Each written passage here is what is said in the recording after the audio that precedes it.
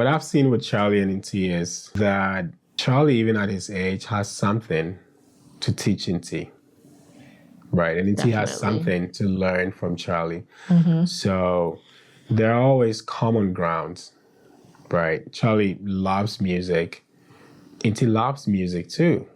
Now, it's hard to even tell now whether Inti is also like naturally musical or he just picked it up from his brother. Right. Now it's hard to tell. Yeah. We wouldn't be able to tell that.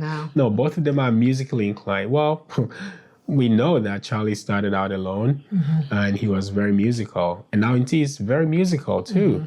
But it's hard to tell whether, he naturally has that or maybe he learned from his brother. But it doesn't matter. The point is, there's always a common ground where siblings can find to relate with or to each other, right?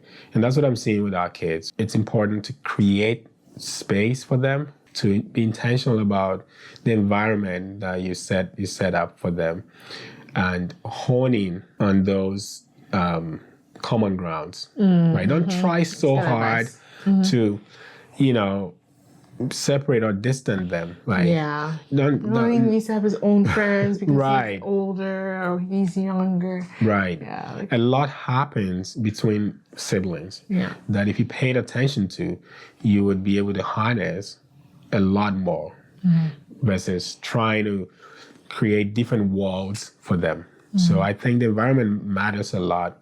Pay attention to the environment that they both share. Of course, they're not exactly the same in terms of even personality and temperament. They're different. But those differences don't take away their commonness. So pay attention to the environment, work at inducing that environment or, designing an environment where both of them can come together rather than trying so hard to work on their differences, especially when they're young.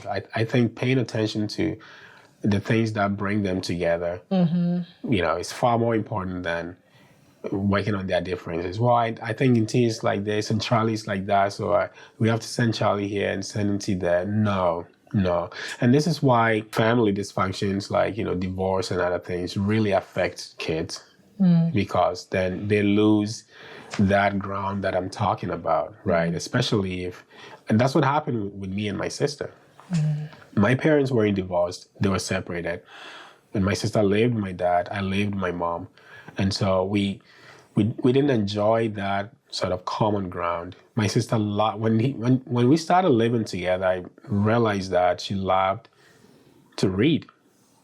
And I love reading too. So I was like, oh, is this a thing about us? Like, she loves books, she loves to read. She wanted to be a journalist.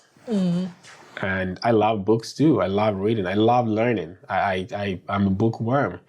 And when we started living together and I started paying attention to those things, even though we grew separately, I could acknowledge those things. I was like, we are very similar. Like some of the things we like are very close to each other. And I wish we had been given the opportunity to nurture them together, to grow them together, to feed one another in those areas. So that's one thing I would say.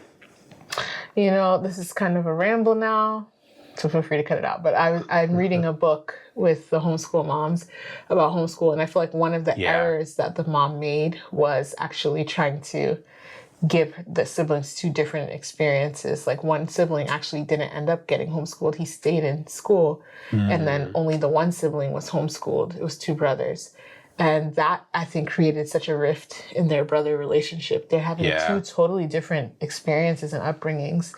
That's very drastic. And I think trying to individualize in that way, you feel like you're doing your kids a good. You're trying to go, according to their temperament or something like that. Yeah. But there are ways that you can draw them together. There's nothing you can do to make them the same. They're not the same. Everybody is unique. So, but there are things you can do to make life easier for yourself and also to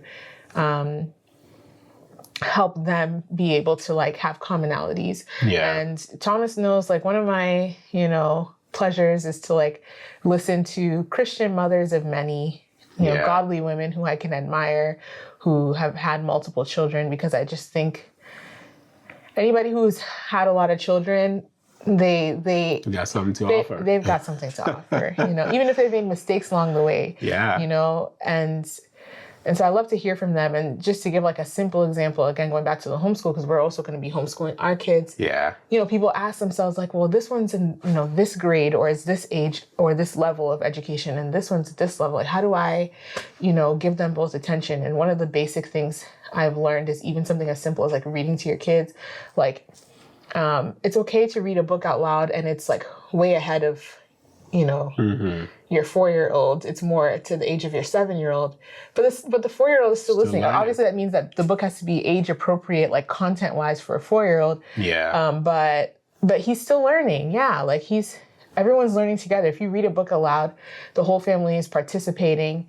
They don't have to be the same grade level to hear the same book, you know? Yeah. They're just hearing a story. You're doing devotions with your family. You don't have to split the devotions by grade level, you know? Like, you know, I feel like we're in such a modern age now. You send your kids to church and there's this kids group, and then there's the teens and that kids group. Constant segregation. Yeah, I was always segregating everybody by age and whatever, like segregating them with their peers. And it's like, I think in the family environment is exactly the place where you should do the opposite, really. Is like try to do things that bring everybody together, that include everybody and make them feel connected by certain things, you know, and have those common experiences. So yeah, I like that advice. You get advantage of the multi-generational experience too. Yes, that's very important, because as many people have drawn out, again, not to belabor, because this is now like kind of a tangent to homeschool, but one of the objections of homeschool, like, oh, how are they going to make friends and whatever? It's like literally public school or school is like the only place and the only time of life where you're with like 25 other of your peers in a class. Yeah, like that never happens again. In the workplace, that doesn't happen. In church, that doesn't happen.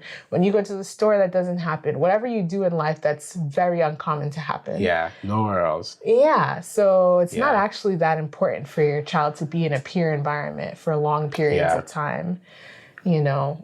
But anyway, that's like an aside. Lastly, you know, I just want to shout out our siblings, because we love our siblings. I was going to remind you of that. Every last one of you guys, in case you guys are watching, we love you guys all so much. Appreciate every single one of you. From Thomas's sister to my 5 siblings. Yes.